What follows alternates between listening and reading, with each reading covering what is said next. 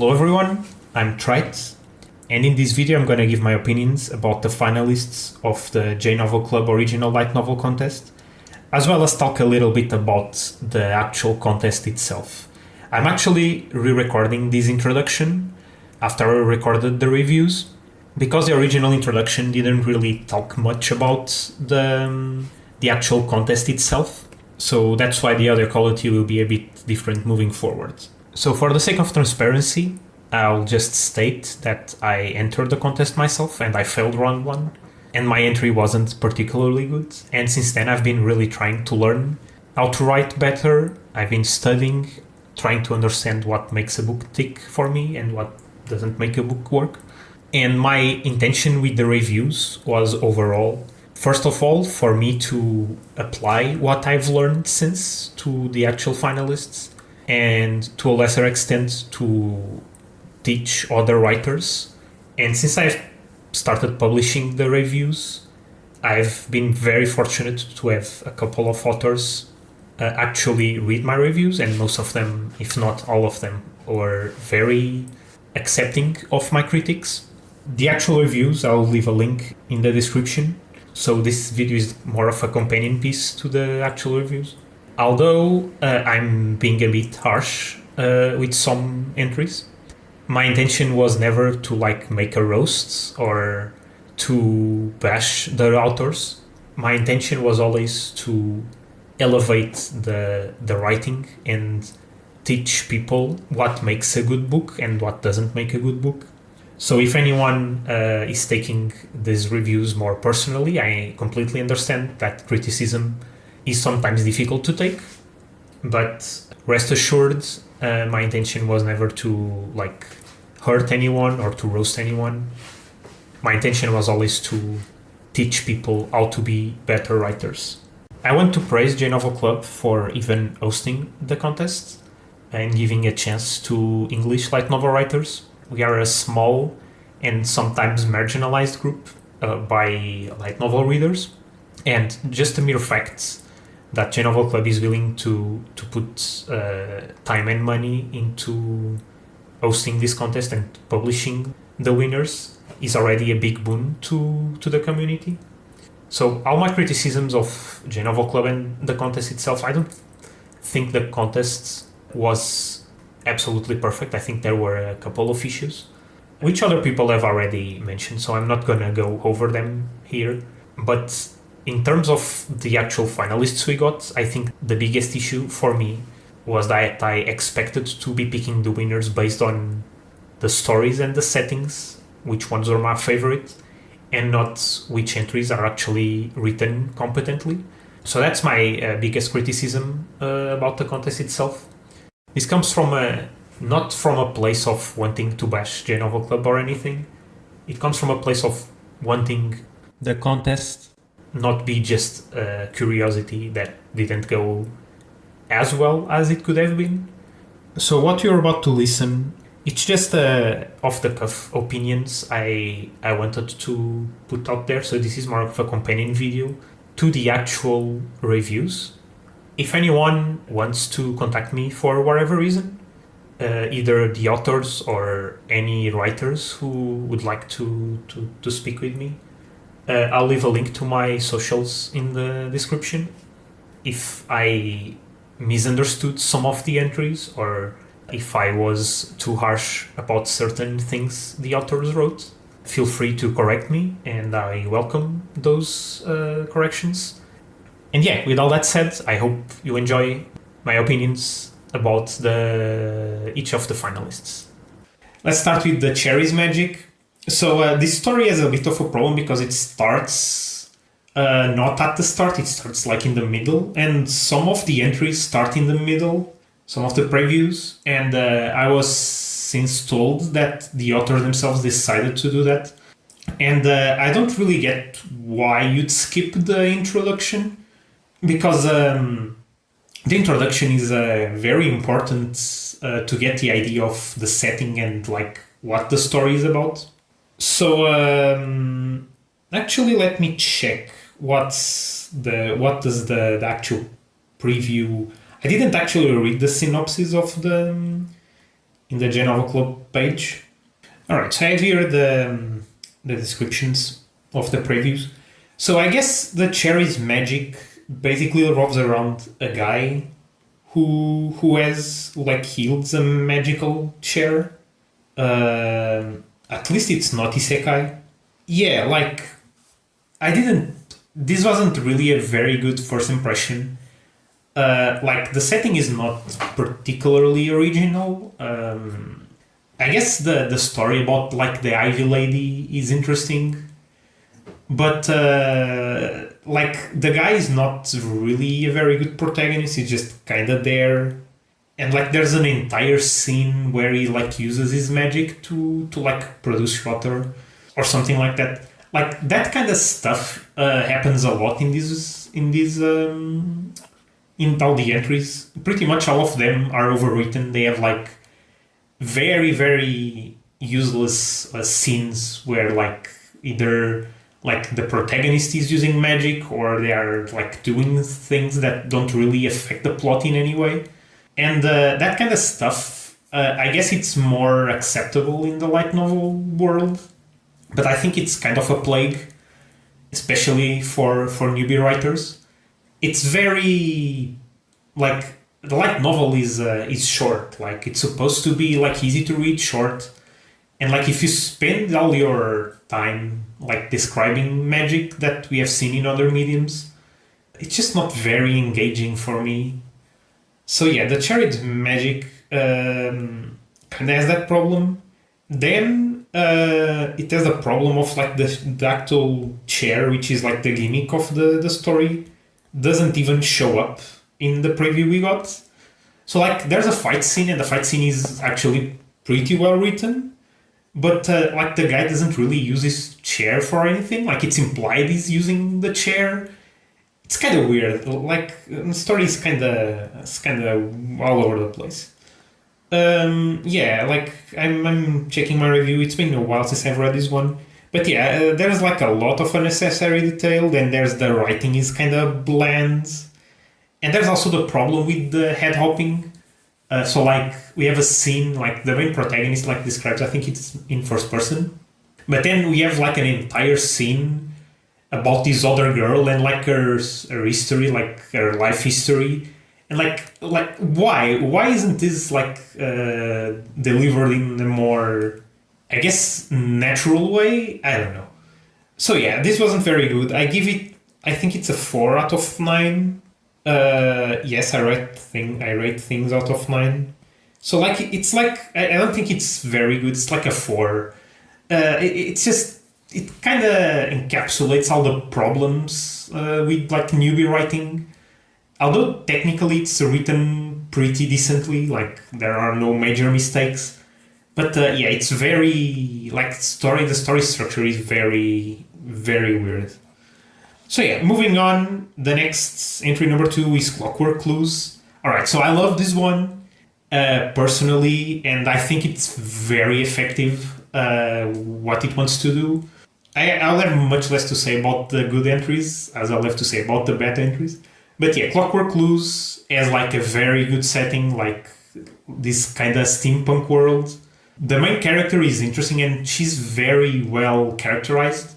Some people were like complaining, oh yeah, it's not realistic for her to go to the police station and like report a murder. Then that's a friend that saw it. Like it's clearly a bogus story, and like the detectives know it too. But that kind of thing helps to build her character, and we can tell she's like a little bit naive. She's not like she has this mysterious power, but she's very controlled, so like by her father and whatnot. So like that moment it both advances the plot, and we can know a little bit more about how like who she is.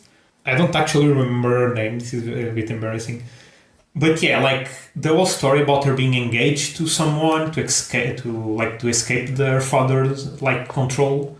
Like everything is pretty much almost perfect. I'd say it's one of the best entries, if not the best entry. It's easily my favorite.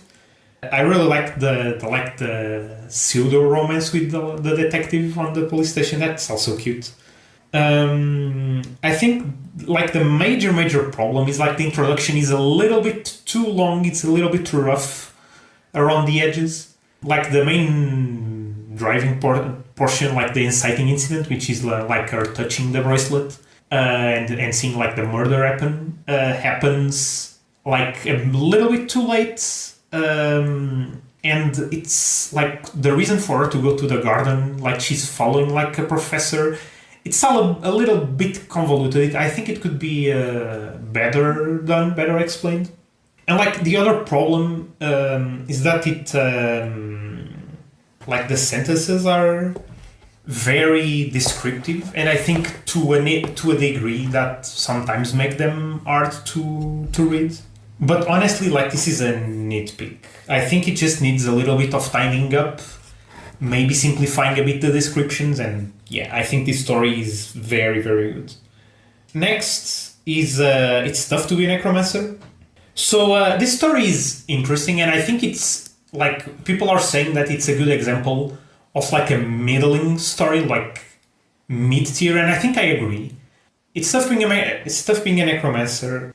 Like the main driving behind this story. Let me just read the actual preview thingy.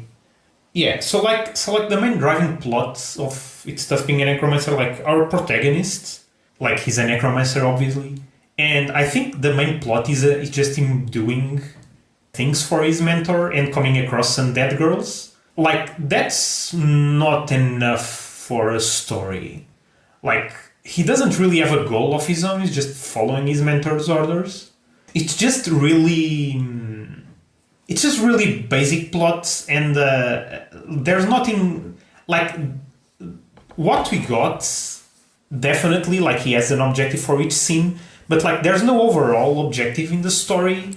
He just does what his mentor wants him to do, and like is he just collecting undead girls? Yeah, like that's kind of boring for a story, and I think there should be like a main driving point for the plot. Yeah, what's the point? Well, like there's no overall story, and the setting itself is not particularly inspiring. It's just the usual medieval European fantasy with like noblemen and parties and vampires and ghosts. Like it's well explained, but it's everything we have seen this before many times. On the other end, I did enjoy reading each scene in the moment. I think the author writes well enough, and in the moment each scene is interesting, but like there's no overall plot. That's the main issue here. I did like the characters. Catherine, the ghost he captures in the first chapter, she's very interesting, very engaging. Like she makes jokes. She like teases the protagonist. So like their relationship is very good, and yeah, like clearly the author knows how to write engaging, enraging characters. It's just they are in a boring story, basically. They are in a story that has no direction, no real structure. It's just scenes, interesting scenes, but like there's no overall story here. Yeah, that's basically it. Like there's no overall story. It's very mid of the road. It's well written enough. It's engaging at the moment, but like without the plot to drive it forward, it's just kind of there. And yeah, unfortunate. It's unfortunate. I think the author really writes very well, and yeah, it's kind of unfortunate they didn't have a good plot to drive everything forward. So number 4 is Promise to a Dragon. I didn't actually finish this one. This was the first I didn't finish. Once again, this is one of those that has the preview in the middle. And yeah, the basic story here is that like there's this girl, I think she's a princess, yeah. She flees. She was like engaged to a dragon or something for like a legend of sorts. She was like engaged to a dragon, and like she flees from her father. Like along the way, she meets a bard that like helps her, and like the bard is all these mysterious cool dudes, and it's pretty obvious that the bard is actually the dragon she's engaged to. So yeah, so like she's being followed by like the guards of the castle, and like she's running away and following this bard, and like the setting didn't really grab me. I guess it's fine. It's not bad or anything. She has an objective. The bard, we don't really know why he's following her. I'd guess maybe he knows who she is and like why, like that she's he's the dragon, and so he's actually the betrothed to her. It's just kinda, he doesn't really have much of a personality. He's just kinda Prince Charming. I guess he's fine. Like he's fine. He's like a bard. He like sings. I guess he's fine. The princess, on the other hand, she doesn't really have much of a personality. She's kind of there. Like I said in my review, you could replace her with like a statue, and the plot would be the same. She doesn't really do much. The setting itself, once again, the usual medieval European fantasy. Although there's like this scene with the magical house, that's pretty interesting. Fortunately, no major info dumps or anything. We find out the world through the story, which is good. Like, it does that well, at least. It's just like, maybe because the preview is in the middle, we don't really get much. Yeah, it's kind of unfortunate. Maybe if it started at the beginning, I'd have a more favorable opinion. Yeah, the witch is like the most interesting character here. It's just kind of boring to read. I got too bored very, very, very quickly. So yeah, it's like another 5 out of 9. Like this stuff its stuff being a Necromancer is a 5 out of 9. This one is also a 5 out of 9. Yeah, I think it's kind of middling of the road. It's not really bad, but for the finalists, it's kind of disappointing. So yeah, number 5, Flower and Night. Okay, so this one is very unfortunate because it's pretty much the same plot as the last one, and like the order I got, this is the order on the site. It's very unfortunate these two got put together because like I read Promise to Dragon, which is like fine, and then Flower and Night is just the same thing but worse. So like the plot is very, very, very similar. Like we have another princess who's running away. A princess has run away. I guess the plot is the reverse. So like the princess has been like exiled, and she's like the sister of the emperor, and the knight who's like this champion of the war is escorting her back home. It's another escort mission. Like I don't really remember much of the characters. I remember like the overall story being very, very, very boring. It's just kind of there. Yeah, it's just, yeah, like Flower and Night is not good. I don't really have, like, this must be the story I have the least to say. I honestly don't really remember much about it.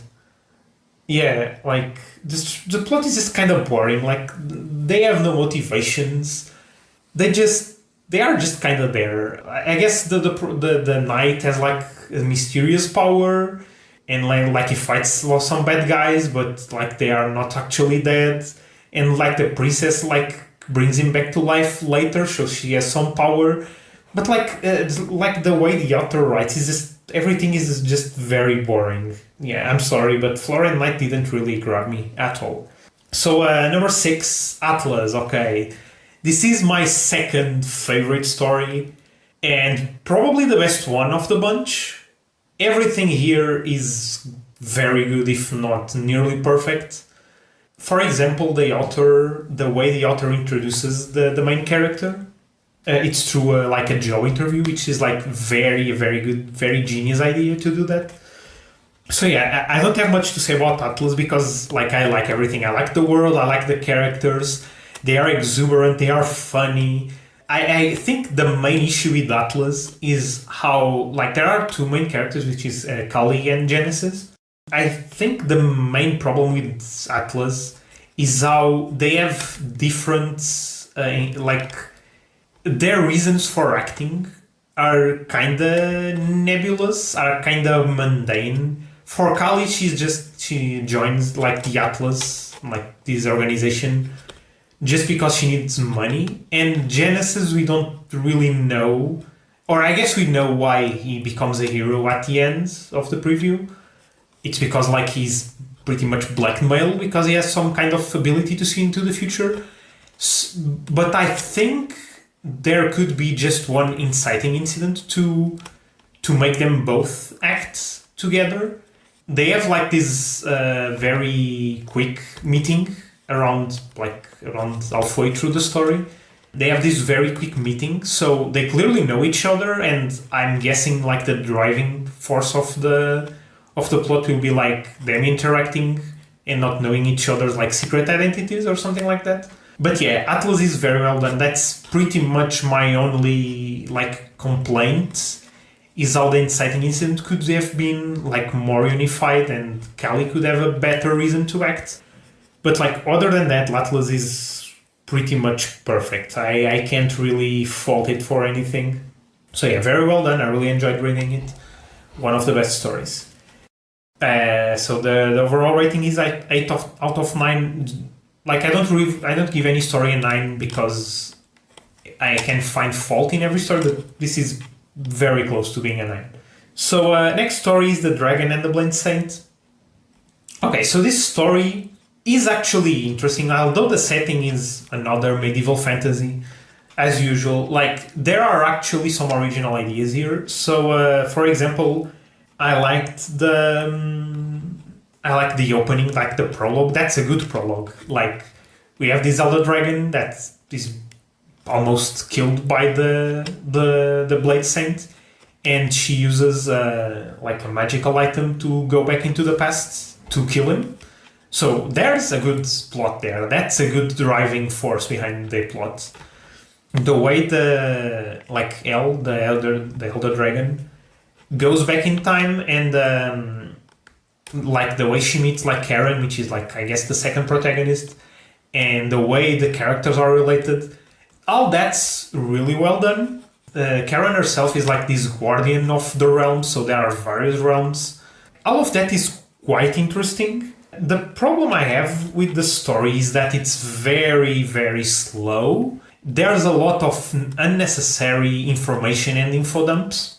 The narrative grinds to a halt. Like the narrative pretty much stops the moment Elle goes into the infirmary. There's like this whole massive scene where like she talks about being an elder dragon and she talks about like the glyphs or whatnot. Like leave that for when it becomes relevant for her to be talking about glyphs. That's not important. Move to the scene with the vampire. That's interesting. There's also like the entire message at the start with Karen talking about like to her master about the Blade Saint. That's kind of unnecessary. And honestly, like Karen herself, I don't think she needs to be a protagonist. We don't really need to know her side of the story. I think if the story focused on Elle alone, like we followed, like Elle herself is a good protagonist. She like hates everyone. She wants to kill everyone. Like that's an opportunity for her to grow and become like a costume to the school and whatnot. So I liked Elle as a protagonist. I liked Karen. She's fine, but I don't think we need to know her side of the story. Yeah, and there's a lot of world building, unnecessary world building. Yeah, that's kind of my problem. Oh yeah, there's also a lot of dialogue tags. Okay, this is the one that like abuses dialogue tags. Almost every single sentence has a dialogue tag, and please don't abuse dialogue tags. Like, please, I beg you.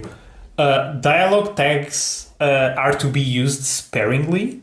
Just use dialogue tags to mark when someone does an action and when it's not clear who's speaking. Don't use dialogue tags for every sentence. We can understand who's speaking from context. Like it bogs down the text, it makes it hard to read, it makes it boring. Please everyone, be more efficient with the dialogue tags. Please. So yeah, I give it a 6. I think it's a bit better than Promised to the Dragon and Necromancer. Like it's a bit better. The plot is actually engaging and like the characters are pretty good. It's just too many info dumps and too many dialogue tags. That brings down the writing for me. So next we have Our Worlds Align. Alright, this is also a start at the middle, and this one is so weird. Like, the way it's written at the start, it feels like I'm reading a synopsis of a story, not a story. Like, things happen, but we get a description of things happening, not the things themselves happening. It's so weirdly written, it's kind of confusing. Then, halfway through, we actually start to get some action, like characters doing things. The characters come out of nowhere, so it's kind of hard to judge them. There are also a lot of them. But yeah, the main plot revolves around these portals opening up between like two worlds. We have like a post-apocalyptic world, which actually is quite interesting. We get a lot of tiny pieces of world building, like they use some kind of shields to protect from radiation, and there are like blast craters and stuff like that.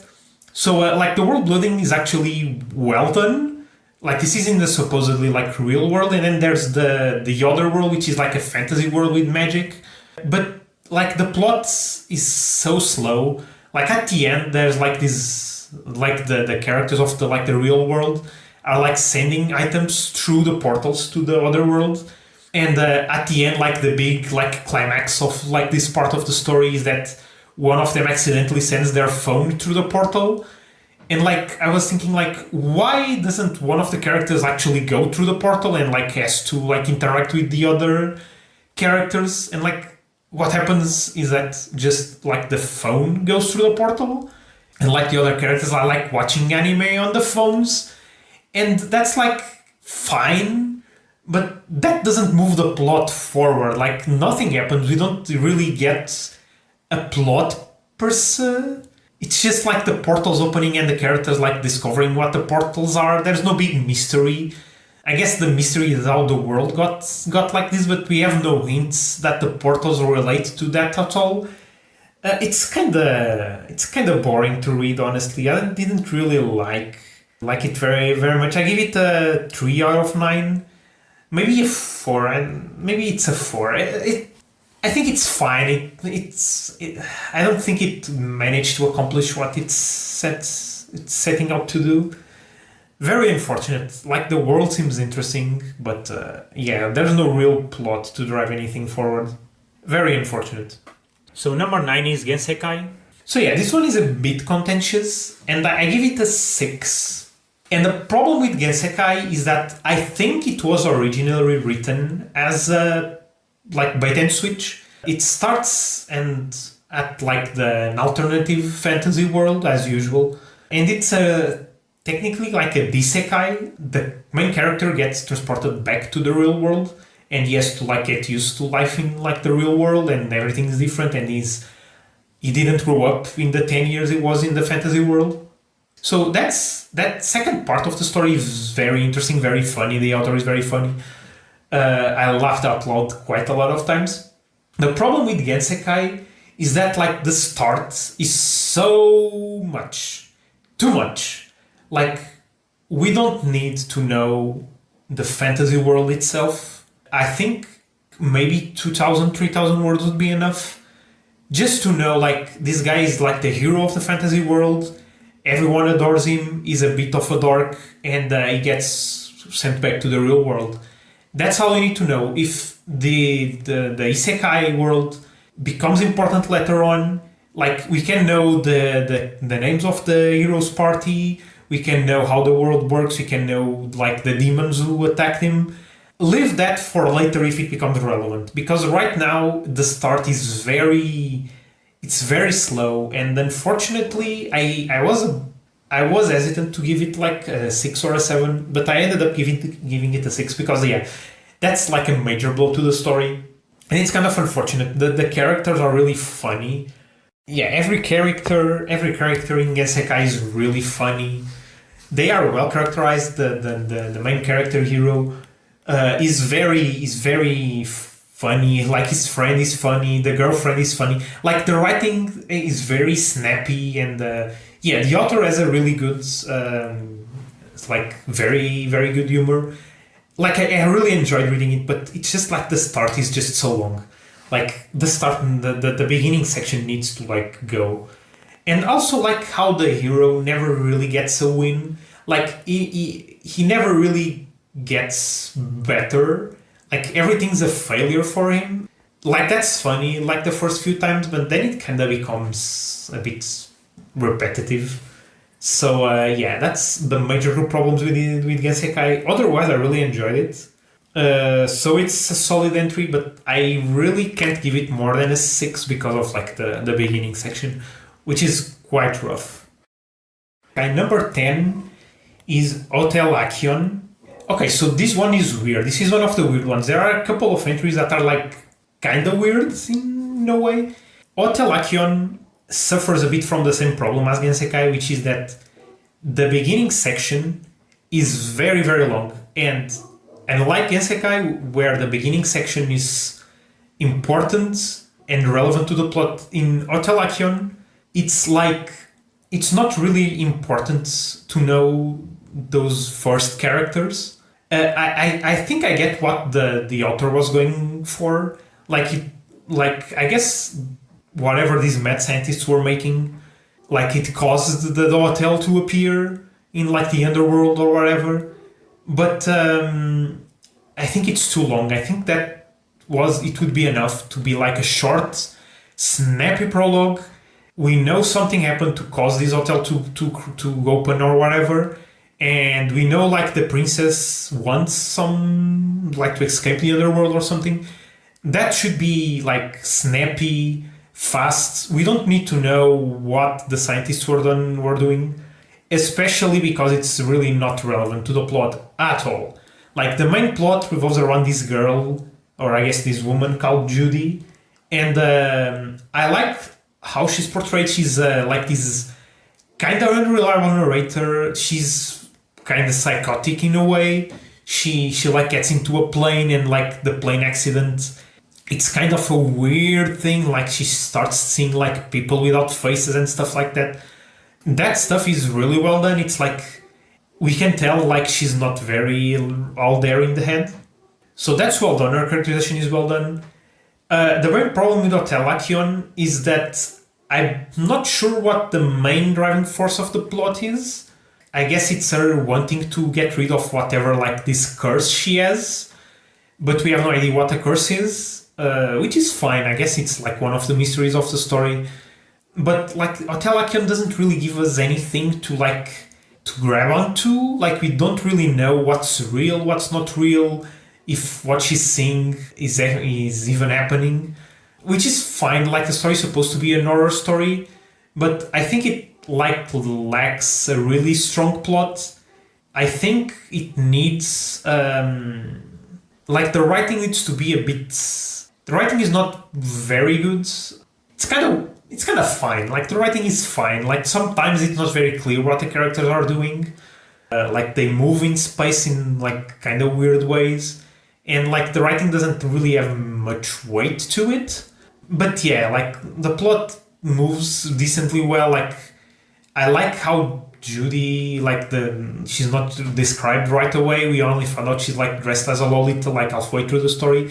Like the other two characters, the princess and the harvester, are actually very interesting. They are well characterized. Like the main problem with Hotel Acheon is really like that rough prologue, and like how the writing is not very weighty, and like how the story doesn't really go much of anywhere. It moves rather slowly. Otherwise, I guess it's decent. It's like a 6 out of 9. I don't think it will win a prize, but yeah, it's decent. All right, it's decent. All right, so I guess now we get into the big ones. Now we get like so far, all the entries were like at least competent in some degree. Like they were actually stories, even if the plot is very thin. They were actually stories with characters. And now we get into why the hell did this make it into the finals? And the first one is the burning desire to save. And oh my god, I think this was one of the worst things I've ever read. Basically, there's nothing here. There's really no plot at all. The characters are pretty much non-existent. There's not really a main character for us to follow. And like the plot seems to be written in a way on purpose to be as boring as possible. Like the little plot there is, the characters are like in a fire station and they attend to a fire. And when they get there, the fire is already extinguished by the other fire brigade. Like, how did someone write this and thought, yes, this is like a good engaging plot. This is like exactly what I want to write. This is like what I want my readers to read. It's so selfish. And I haven't even mentioned the like most of the story in quotes, like most of the text, it's just descriptions of like the fire station and fire equipment. That's not interesting. I can't understand how someone can write that and think other people are interested in reading a glossary about fire equipment. And like it's not like the overall setting, it's not interesting. Like a rural village where like these girls happen to like participate in like the fire station, like that's like a good setting for like a good slice of life story. But like the author decided to just write about fire equipment. I have no idea how someone can write something like this and think it's actually interesting to read for anyone else. And that's why I call this a selfish story or like a selfish text. I mean, this is not a story. There's no story here. I was told that like further like into the text, like there's like this principal that wants to close the like this program about the girls doing like the fire stuff. But why isn't that at the beginning? Why don't they actually fight the fire? Why don't the characters have any motivation at the start? We need to know who, like the first start, I can't believe I'm saying this, like the beginning of a story, like the first like 5-10% of a story, we need to establish who the main characters are, what's the setting, and what the plot is going to be about. What's the inciting incident? What makes the main characters change how they are living their normal lives? We get like a glimpse out of their normal lives, a short glimpse about what their daily activities are, like short glimpses, what they want, what their desires are, and then what's the inciting incident? What makes them change their ways? What makes them become different people from what they were before? How are these characters going to grow? And we get nothing of that here. It's just their normal lives and just description of the fire station and fire equipment. It's like there's so little here to redeem this thing. I guess like the best thing about it is like the introduction about like the fire. Like the introduction is like a real quote from a fire chief from New York in like the 19th century. That's actually kind of original for a light novel. Like I like that, but there's nothing else here. I guess that's the story about the lady that got doused in 𝗧𝗶𝗺𝗀𝘀 wastewater, wherever. That's funny. There's nothing else here. It's one of the worst things I've ever read. And unfortunately, it's not like the only story here, or the only entry, I should say, that's like completely devoid of almost any story. Am I being too harsh? I don't know. I don't care. Like, this is awful. This is a 1 out of 9. I see so little here to redeem. Anyway, God. Anyway, the next one is also like a big doozy. Of course, they are not fake. I'm gonna give the author the benefit of the doubt here. Like, I think this author is just like someone young, or maybe not with enough maturity to like talk about these topics. Excluding the big elephant in the room, I'll talk about that later. Like, the main problem here is just like the story itself is not particularly good. Like, it's fine. The main problem with the story is just like how the main character 𝗦𝗧𝗰𝗶𝗹𝘀, she's a very inconsistent character. She sometimes sounds like the moral person in the room, but sometimes she's just gives in to her desires, and that's not explicit because she herself she doesn't like think she's doing anything wrong. Like, she just does it, and then she's like, oops, I guess I did that. That's fine. I don't have any morals. I'm a succubus, whatever. But other times she's like, yeah, what you're feeling is not love, it's lust. She's a very inconsistent character, and like everyone else in this story is like dumb as bricks. I guess the curse she's put into makes like the other characters not see her as a succubus. That's fine. But like beyond that, like clearly this girl is like completely abnormal. Like the characters don't really, they are just there to, I guess, make the like populate the world, and don't really act as characters most of the time. I guess the only one exception is like Rumiko's mother. She's actually kind of an interesting character. Now the main problem with this, sorry I have to say it, trigger warning. Yeah, there's like legit like sexual assault scenes in this. Like there are two that are implicit and there's one that's quite explicit. The problem with these scenes, I think it's just the way the author doesn't really see them as sexual assault. Like Rumiko is a succubus and like she uses her powers to manipulate people and to make them like do something, or in the last scene like to punish like a guy. The guy is not a good person, but he's not really being that bad of a person, and like she completely fucks him up, literally. And like she has no consequences. That's more related like how the characters don't really do much of anything to her, even like if they don't know her real nature or whatever. But yeah, like the sexual assault scenes, I think they are fine at the beginning, but the last scene especially, it's written in a way where like the guy is clearly being manipulated by Rumiko, and he's not in his right mind. He's being charmed, and Rumiko like using sexual assault as like a plot point and like to drive Rumiko's character growth. Like it's kind of icky. Like not only is reading the scene kind of icky, I guess it's fine. If you know what you're into, I guess it's fine. If you want to read a R18 story, fine. That will be fine. That's not the problem. The problem is not the story being R18. I guess it is. It shouldn't be in the contest. But like as a story, being R18 is not a problem. Like the problem is how the sexual assault scenes are not seen with the weight they should. Like the other characters don't see them as a problem. Rumiko doesn't see them as a problem because she's a succubus. That's fine. They are just seen as like clearly the author doesn't consider like these scenes to be sexual assault, and I think that's a problem. Like a sensitivity reader would destroy this story.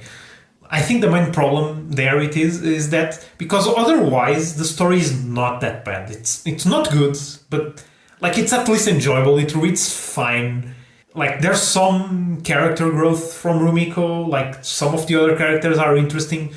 It's just like that big elephant in the room. Like the sexual assault part is not done well. Like yeah, it shouldn't, and like it shouldn't be here. Like the story, R18 story shouldn't be in the contest in the finals.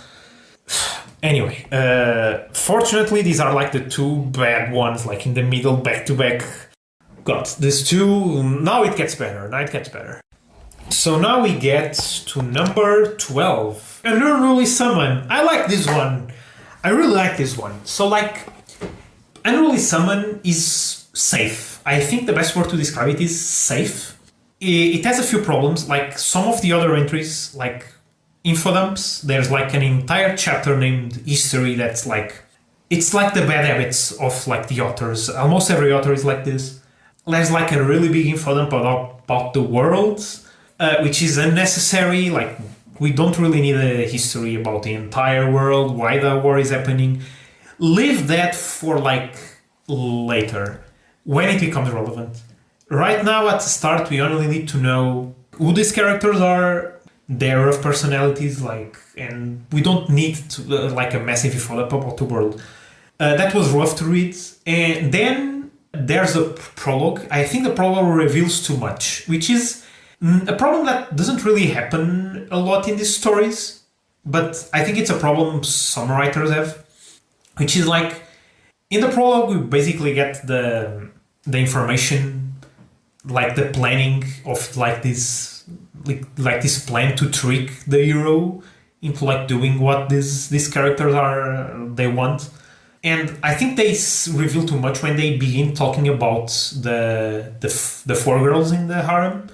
The story could, like the prologue, could stop at just who they are. Like the something like the aides said, there's a princess, there's a bodyguard, there's the mage, there's a slave girl. And then the king goes, I don't like this plan, when do we start? And like that's like a perfect place to end the prologue. We don't need the aides talking about the girls, who they are. We don't need that. We don't even need their names. Let us find them, or let us find out about them later in the actual story. When the actual story starts, let us find about them then. Those are the main two issues. Like the prologue is too long. That section needs to go. Doesn't do anything, leaving the story in like a little bit of mystery, like who are these characters, why were they chosen? Let us find out about that later on. The rest are like minor nitpicks. I think my main character's girlfriend, or partner I should say, she should be there at like the summoning scene to give the reader the hint that like the harem plot would be completely irrelevant because his hero already has a partner. That would be like a subtle like way for like the readers to understand. Yeah, that, like these guys are planning this story, like this entire big elaborate plan, and like the hero, it already fails from the start because like the hero they summon already has a partner, so the harem stuff doesn't work. And I think the characters are in general very safe. I think they could be a little bit more exuberant. The girls themselves, like they are fine, but for example, like the aides and the king and the queen a little bit as well, they are portrayed kind of halfway between heroes and like buffoons. So like the story is neither comical, like there are jokes, but it's neither too funny for like them to be completely incompetent, but they aren't really portrayed as like these villainous people like trying to exploit the hero. Like the tone is, they are kind of desperate, and so they are justifiable in doing what they are doing. And I think it would be more interesting for the story to go in either direction. And right now it's kind of somewhere in the middle, and it's very safe.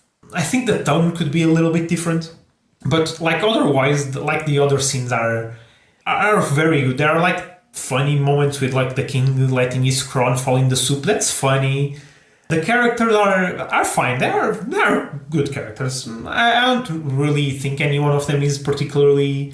I don't think they are that amazing, but they are fine. They are good. Like the protagonist is fine. Like it could be a little bit more snarkier, but he's fine. Like the girls are interesting. Like I like Stephanie, like the princess.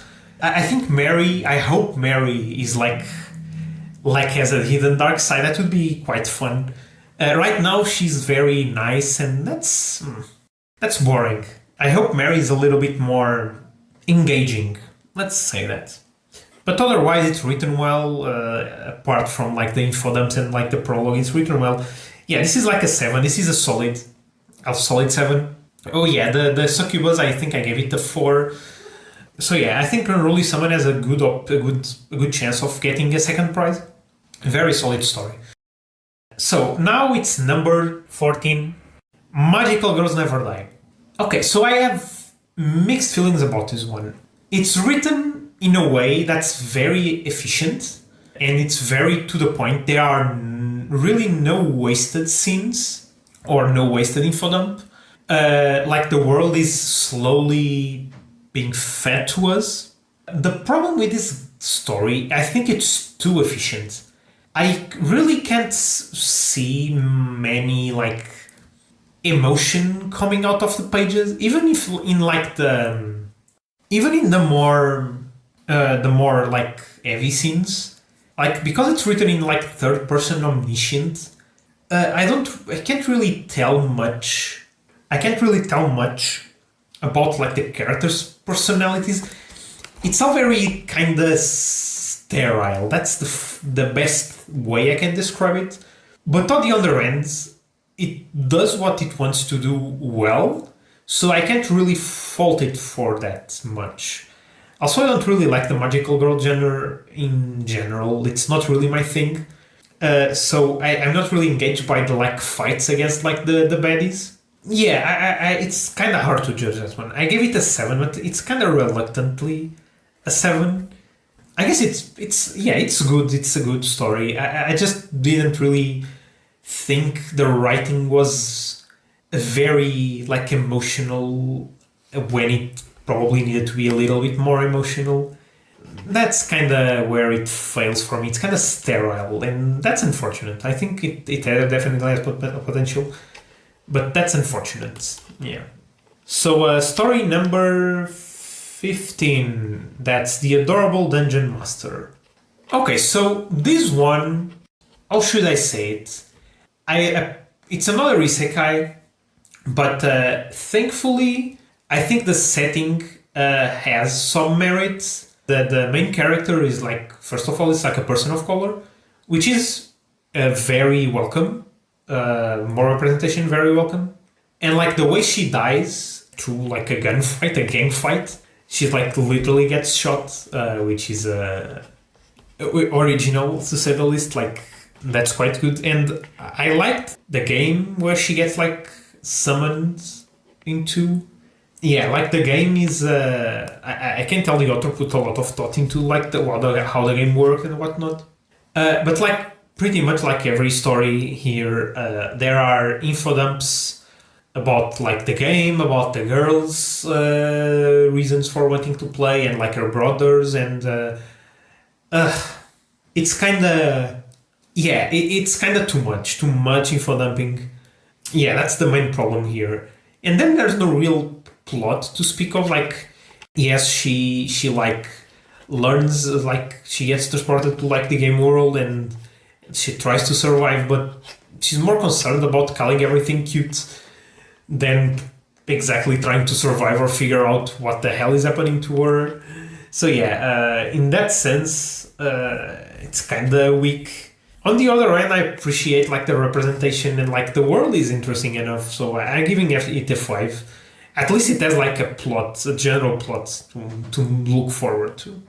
So yeah, I give it a 5 out of 9. It's fine. Alright, so number 16 is Black Ice. Okay, this story... Black Ice, it's kind of unfortunate because like it has one of the best settings, no doubt.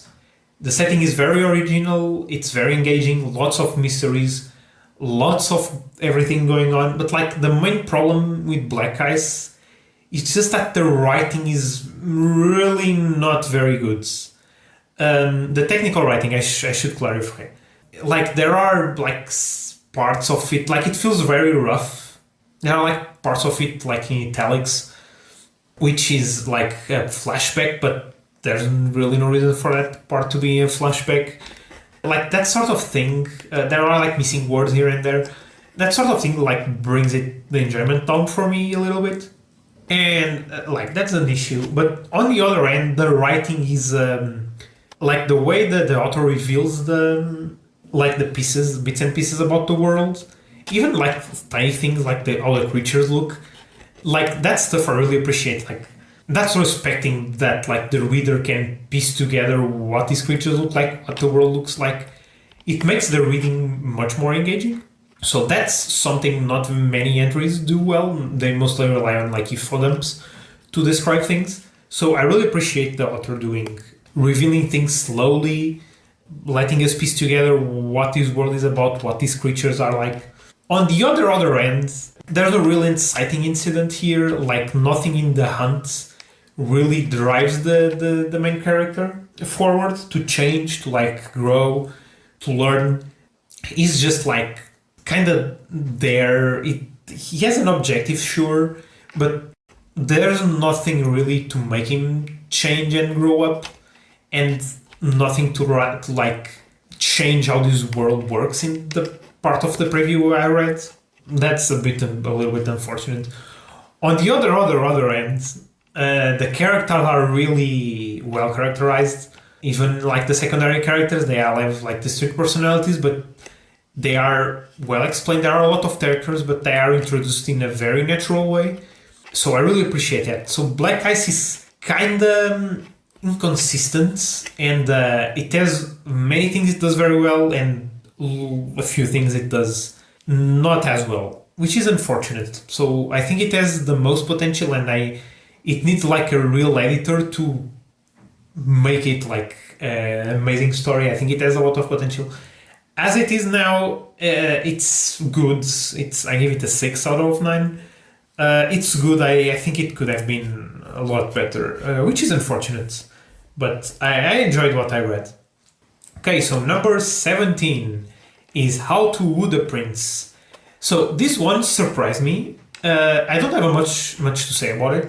Like, it's a villainous story. Like, this girl gets like isekai'd. I guess she's not really from the real world, but she likes like isekai'd to like a world, and we don't really get the isekai part, which I appreciate. The prologue gets straight to like the inciting incident, which is she gets a letter that saying that she's gonna be betrothed to the prince, and she has another objective that she's doing in this world, which is to run her own bookstore. The main driving force behind the plot is really like how she's betrothed to the prince, but like what the story is actually about is about her relationship with like the prince's aide, and how he teaches her to become a better person for like to be able to marry the prince. I really enjoyed this one just because I think it's the best written of all of the stories, excluding maybe Atlas, but it's like the plot is efficient, it's emotional, it's funny, it gets to the point, it doesn't dabble in unnecessary details. It's very well written. It's one of the best written of them all. It maybe lacks a little bit of originality in like the setting and the writing to an extent, but otherwise it's a very efficient plot, and yeah, I really enjoyed it for that reason. So yeah, I don't really have much to say. The setting is kind of generic, but I really think it characterizes the character very well. The characters are interesting, they are exuberant, they are fun to read. I wanted to read more, honestly, but the previews show so short that it kind of was a little bit hard to judge. But otherwise, I really enjoyed this one. I give it a 7 out of 9. I don't have a problem with that rating at all. It deserved a little bit more. It really needed a better setting, but I guess the author wanted to write in this setting, and in that way, they wrote the story very effectively, and in that sense, I think it accomplished what it wanted to do, so I can't really fault it for that. Alright, so we are entering the final ones, the final three, final 3, and number 18 is Beautiful Daydream. Alright, so this one is very weird. It's one of the other weird ones. The main thrust of the story is like how our MC, like, there's something weird going on with his life. Like, basically the driving theme of the story that he has no future.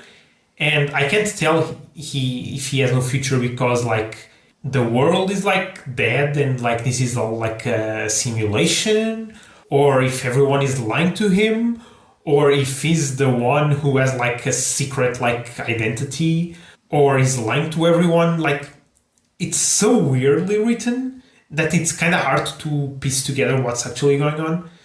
And I appreciate that. To be clear, I appreciate that. It's just that I kind of wanted more.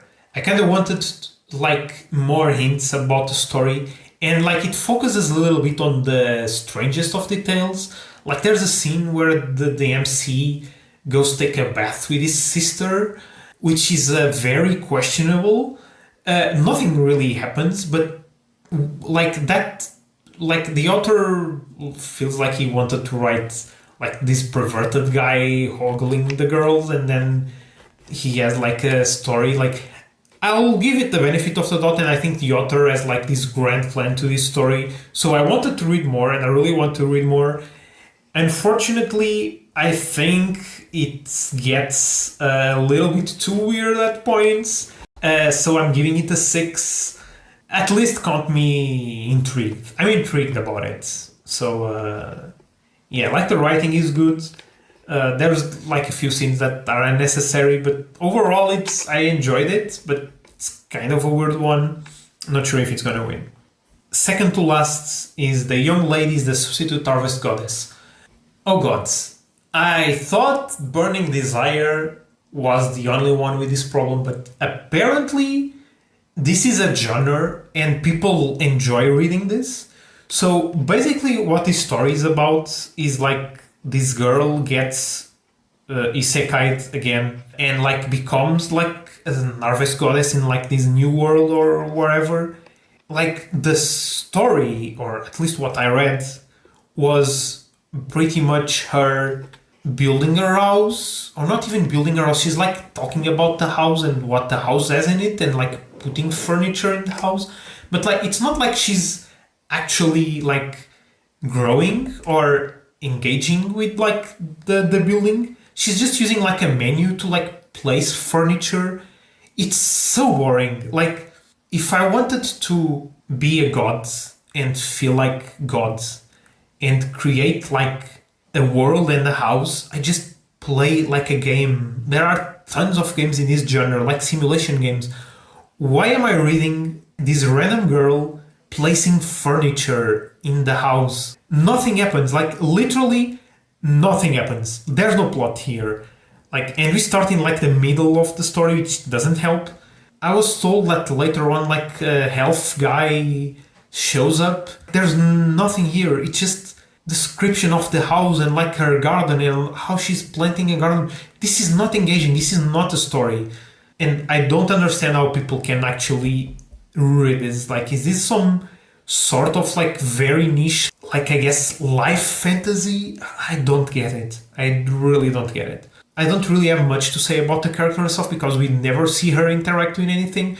She's kind of like the MC from Dungeon Master, except she doesn't call everything cute, so at least she's more tolerable. I don't know, man. This one is bad. I give it like a 3 out of 9.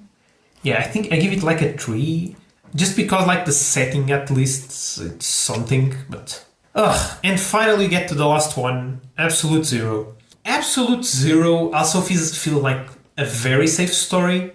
I think it's safe not in the same way as Unruly Summon. It's safe in like the way that the author didn't really want to be bold. It's safe not in like a calculated way to make it more like appealing to like the most people. It's like safe in a way that the author wasn't really too bold and wasn't bold enough to like make a gripping story, like a gripping world.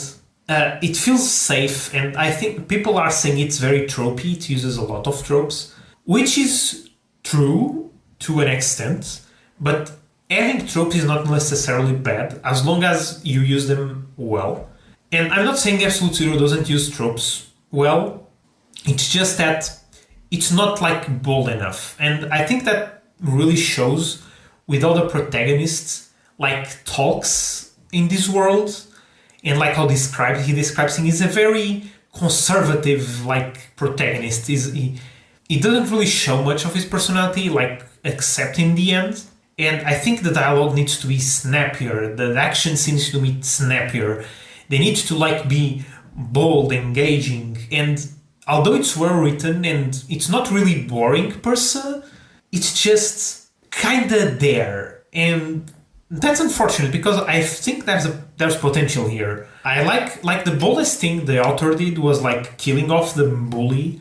The first few scenes were like the battle, which actually kind of surprised me. And we need more of that stuff. We need like the entire story to be engaging, bold. Even if the protagonist is very shy and conservative, that's fine. But let his thoughts be snarky and like critical of like the world around him and stuff like that. Like there's like the scene where he sees like a girl with, okay, I have to make fun of this name, like 𝗧𝗶𝗺𝗀𝗀 is like, it's just it's a really funny name. But anyway, I see there, maybe she's like his love interest, but like he never describes her as like being a love interest. He just says she's there training, and I think that's like the missing potential to like be bolder and more engaging and like actually twist the tropes into being like this original bold world, and especially for a scene, for like a story with like action. This is like one of the few stories with like actual action scenes, and I think that there's a little bit of missing potential here. I give it a 6. I don't think it's more. I don't think it deserves like a 7 because of that reasons. Also, another thing, the author is focuses like on the mundane aspects of like the descriptions.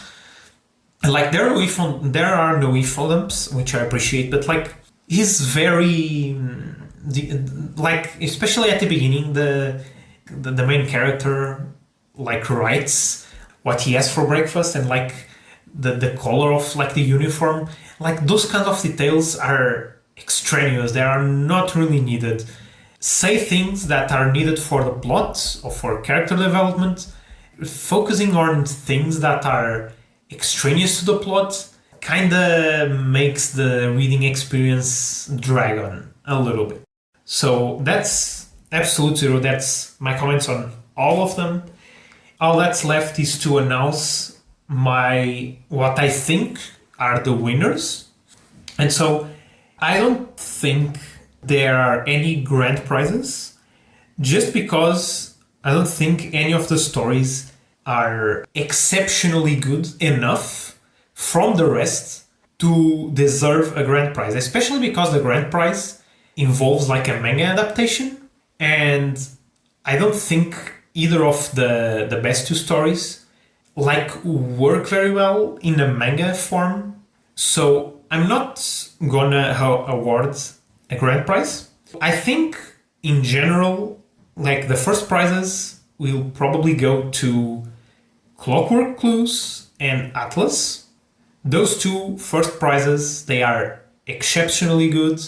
They do almost everything right. With a little bit of editing, they could be very engaging stories, very good. I think they really just need more. I have gone through before, but they just need a little bit of editing. They don't really need a lot of editing. And the second prizes, or the runner-ups, are for 𝗏𝗏𝗪𝗀𝗀, Unruly Summon, and Magical Girls Never Die. I think all of these 3 are, although a little bit weaker in some aspects, they are still salvageable and like deserve to be published. The only one here that's a little bit iffier, it's Magical Girls Never Die. I think it just needs a little bit more emotion, and like it needs to decide what kind of genre it is, and maybe cut the fighting scenes a little bit more. Unruly Summon, relatively easy fix. Cut the info dump, cut the prologue, and like make the characters even more evil or make them more comical. Either of the 2 could work. And for 𝗏𝗏𝗪𝗀𝗀, I really don't have anything to say. I think just the setting is pretty basic, but I guess people like villainous isekai stories, so I can't really fault it for that. I don't think it deserves the first prize, just because Atlas and Clockwork Clues are just so much better. So personally, those are the prizes. Then there's like the Bookwalker prize, and maybe it could go to any of these. Personally, if I had to like give a prize for the story that deserves the most to be picked by an actual editor and like really being banged into a great story, I would pick 𝗏𝗏𝗪𝗀𝗀, because the setting is so fascinating, so good, and like the author clearly knows what they are doing. Like the main problem is just the technical writing, and like I've talked to the author since, so I know they are not English, they are not very fluent in English, and I think that shows, but that's no reason to really say it's not deserving of a prize. If Bookwalker or like J Novel Club want to pick 𝗏𝗏𝗪𝗀𝗀, or want to pick a story for how much potential it has, and I would have to pick just one, I would pick 𝗏𝗏𝗪𝗀𝗀. Then all of the other ones I think have a good chance to win, all of the sixes. But personally, I don't think they really deserve to earn a prize just yet. They have like too many issues going on with them. To recap, if I had to give prizes, I would pick Clockwork Clues and Atlas for the first prizes. I would pick An Unruly Summon, Magical Girls Never Die, and How to the Prince for the runner-ups. And finally, maybe the Bookwalker prize or another of the runner-up prizes for Black Ice, just because of how good the setting is. And if Bookwalker wants to invest more into the story, I really think it could be amazing. So yeah, that's the J Novel Club reviews done. I'm so tired. This was a big marathon. And now I'm gonna rest for the rest of the day. Goodbye. See you later.